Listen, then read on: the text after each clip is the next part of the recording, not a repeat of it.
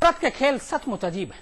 जिस शमशान पर आकर लोगों की जिंदगी खत्म होती है, वही शमशान एक पूरे का पूरे कुंबे को जिंदगी दे रहा। जिन लाशों को देखकर लोग मौत के खौफ से भर जाते हैं, उन्हीं लाशों में इस कुंबे को रोटी नजर आ रही है।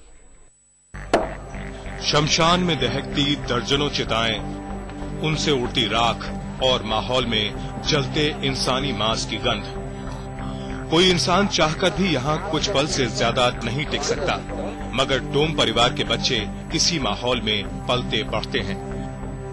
इनका घर, स्कूल, खेल का मैदान, सब कुछ यही शमशान है। और इसीलिए इस परिवार में पैदा हुए बच्चे कभी भी इसके साए और इस अनोखी परंपरा से उबर नहीं पाते।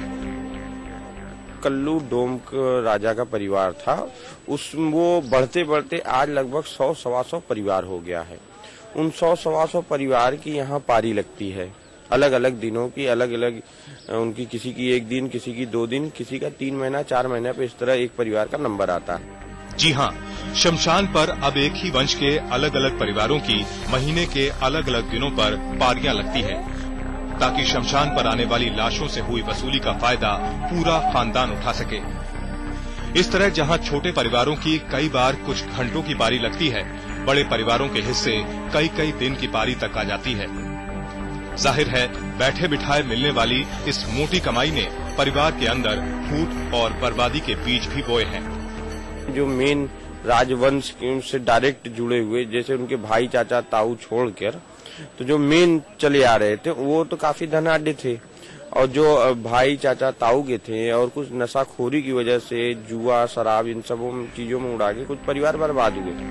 लेकिन पिछले कुछ सालों से सरकार की ओर से शव दहन के रेट निर्धारित हो जाने के बाद डोम परिवार के एक छत्र राज में फर्क आया है। लोग अब 150 रुपए की तय दर पर अंतिम संस्कार कराने पर अड़ने लगे हैं। ऐसे में डोम वंश का हर परिवार यही मनाता है कि उसकी पारी में शमशान तक ज्यादा से ज्यादा लाशें आएं। जाहिर है, जब तक जिंदगी और मौत का खेल यूं ही जारी रहेगा, तब तक शमशान पर लाशों से वसूली का तमाशा भी यूं ही चलता रहेगा।